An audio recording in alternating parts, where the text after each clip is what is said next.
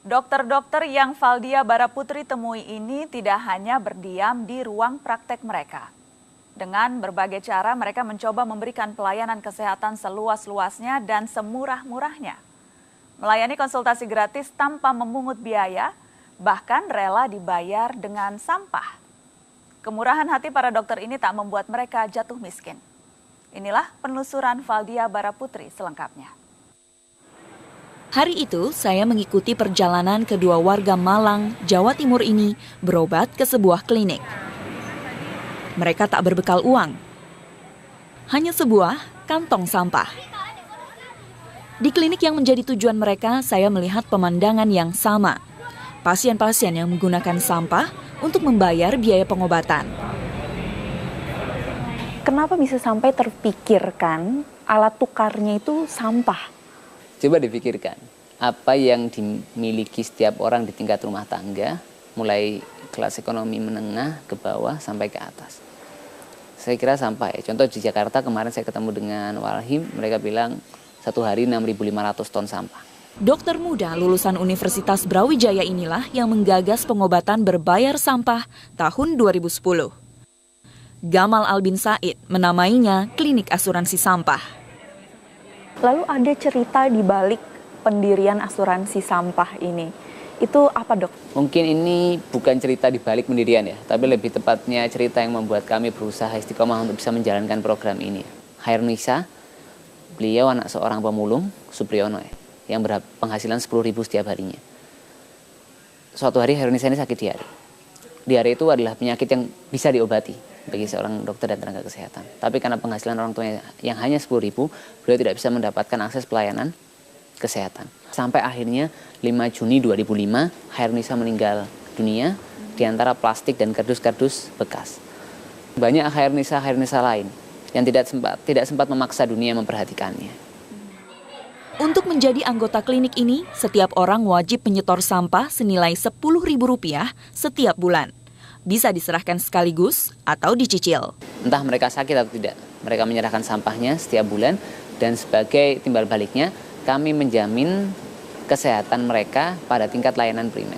Jadi setiap bulan itu satu bulan itu berapa kali mereka harus menyetor sampah? Mereka bisa menyetorkannya setiap minggu, tapi kami meminta setiap bulan seharga 10.000 sehingga kami cukup fleksibel. Tidak ada syarat tertentu untuk sampah yang digunakan sebagai alat pembayaran. Bisa dalam bentuk sampah basah maupun kering. Sekali Ibu datang berobat, Ibu bawa berapa banyak sampah? Itu tadi saya kebetulan ada satu kresek. Satu kresek itu nggak ada takaran harus berapa gitu nggak ya? Seadanya. Oh, seadanya. Iya, memang itu dari target seadanya. Iya. Ibu Restu sudah berulang kali berobat di klinik ini tanpa pernah mengeluarkan uang sepeser pun. Alhamdulillah ya, kita dapat pertolongan, kita sebagai orang yang menengah ke bawah. Kalau berapa yang mahal itu saya nggak mampu, terus terang aja. Hasil pengelolaan sampah Ibu Restu dan para anggota lainnya lah yang membiayai operasional klinik ini. Relawan Klinik Asuransi Sampah, Filzah Amalia, menjelaskan bagaimana pengelolaan sampah itu. Yang pertama kita kelola sendiri secara secara mandiri gitu, dijadikan kompos, pengelolaan cacing dan sebagainya. Kemudian ada yang disetorkan ke bank sampah, kemudian dikelola secara mandiri oleh pihak masyarakat yang ada di dekat klinik seperti itu. Jadi kalau untuk sampah dalam jumlah besar akan kita berikan ke bank sampah Malang. Mahasiswi kedokteran Universitas Brawijaya ini telah menjadi relawan di klinik asuransi sampah selama 2 bulan.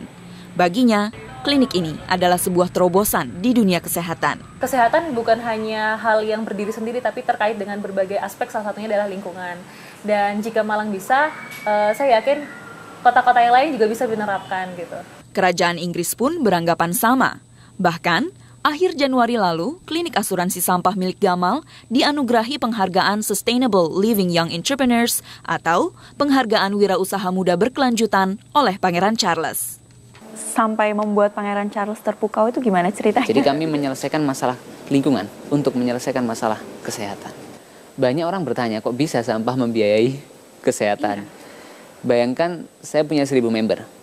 masing-masing member membayar Rp10.000 dengan sampah setiap bulan. Saya dapat 10 juta rupiah. Dalam teori kesehatan, tidak mungkin semua member itu sakit. Tapi dari pengalaman yang kami pelajari dan kami dapatkan, itu sekitar 10% dari masyarakat mereka menggunakan. Sehingga bisa dibayangkan, kalau misalnya layanan kesehatan primer 20.000 sampai 30.000 ya, kita ambil yang paling tinggi 30.000, 15% dari 1.000 orang, 150 orang sehingga 4,5 juta. Sehingga masih ada 5.500.000 yang bisa digunakan untuk meningkatkan kesehatan mereka. Saat ini telah berdiri 5 klinik asuransi sampah di Malang dengan anggota lebih dari 500 orang. Tapi pencapaian ini tak membuat Gamal berhenti. Dari kacamatanya, belum semua orang bisa mengakses berbagai informasi kesehatan. Tim kami mencoba mengembangkan salah satunya telemedicine ya. Ini yang coba digagas juga oleh guru kami, telemedicine, jadi masyarakat bisa telepon langsung kepada dokter. Itu bisa membantu masyarakat untuk mendapatkan informasi kesehatan secara langsung dengan menghubungi dokter. Metode serupa telah dikembangkan oleh Adiatma Gunawan, seorang dokter lulusan Universitas Airlangga, Surabaya. Ia membuahkan gagasannya lewat situs www.meetdoctor.com. Sejak 2011, ratusan dokter tak hanya menulis artikel kesehatan di website ini, tapi juga memberikan konsultasi gratis. Ada berapa dokter yang tergabung? Kalau jumlah dokter kita ada sekitar 250 lebih multispesialis. Jadi ada dokter umum, ada dokter kandungan, ada dokter anak, hampir semua spesialis kita punya. Terus kalau dari jumlah member, kita punya sekitar 25.000 lebih member. Berbagai pertanyaan dijawab langsung oleh dokter dalam waktu yang singkat, seolah berada di ruang praktek sang dokter. Kita punya service level standar bahwa setiap harinya dari jam 9 pagi sampai jam 9 malam kami usahakan untuk dijawab dalam waktu 1 jam. Tentu kami sadar bahwa dalam prakteknya masih sering ada lewat dari 1 jam karena dokternya sibuk atau karena gangguan teknis. Tapi kami benar-benar komitmen untuk mencoba semaksimal mungkin dalam waktu 1 jam kami jawab. Kami juga dengan senang hati membantu setiap hari, Sabtu Minggu pun kami layani. Berbagai pertanyaan di website ini oleh sistem langsung dikirimkan ke dokter yang kompeten menanganinya.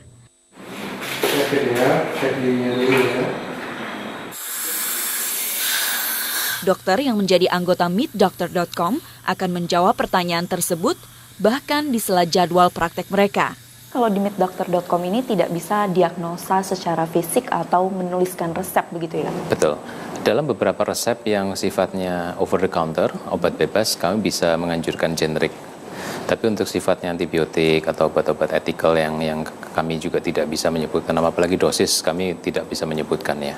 Jadi biasanya hanya berupa saran-saran sih, dalam bentuk nasihat atau dalam bentuk pencegahan atau dalam bentuk saran untuk pergi ke dokter mana. Masih ya? Iya, sama-sama dok. Nanti kalau ada pertanyaan, kalau ada iya.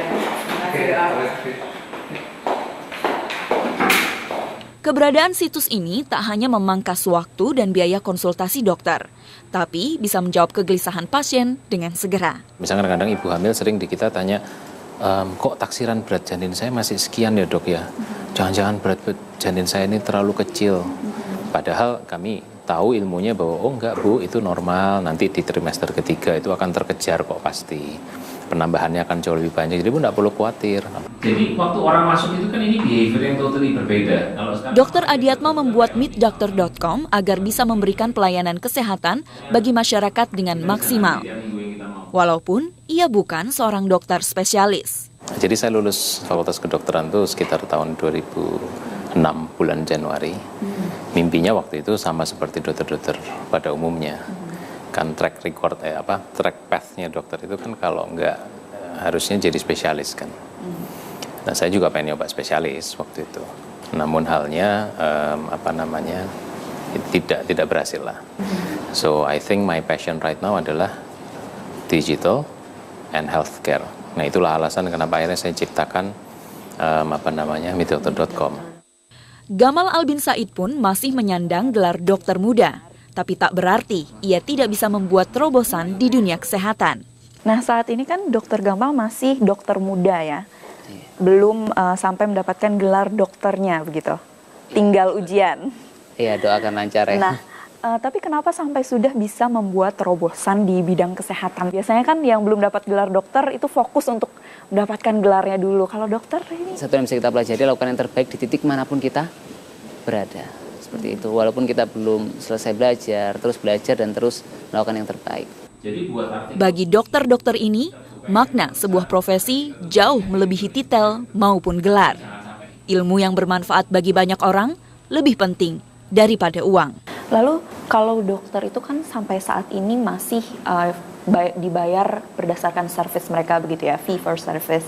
Nah tapi kan kalau di meetdoctor.com ini sepertinya tidak ada pembayaran seperti itu. Nah bagaimana dokter-dokter di sini mendapatkan pemasukannya? Kami membuat suatu sistem di mana setiap kali dokter itu menjawab pertanyaan pasien, maka kami akan tampilkan profil daripada dokter tersebut. Jadi nama dokternya, kemudian fotonya, kemudian tempat prakteknya di mana, jadwal praktek kita sertakan. Sehingga secara nggak langsung masyarakat akan aware bahwa oh di sana itu ada dokter X, ada dokter dengan nama ini praktek di tempat itu. Kami harapkan bisa win-win buat semua pihak, buat masyarakat tentunya sebagai pasien, buat dokter sebagai sarana mereka untuk showcase skill, ilmu dan ilmu dan keterampilan mereka sebagai seorang dokter. Peneliti itu harus keluar kampus, keluar perpustakaan, keluar kelas, keluar laboratorium, pergi ke masyarakat, masuk ke dunia usaha, bahkan masuk ke dunia politik untuk memastikan pengetahuan yang dia produksi itu terdistribusi. Ya, mimpi kami bisa bantu. Kalau bisa 240 juta masyarakat Indonesia silahkan jadi member gratis. Feel free gitu, karena tugas kami membantu. Paling setelah ini saya dimarahin teman-teman dokter karena mereka kewalahan jawab.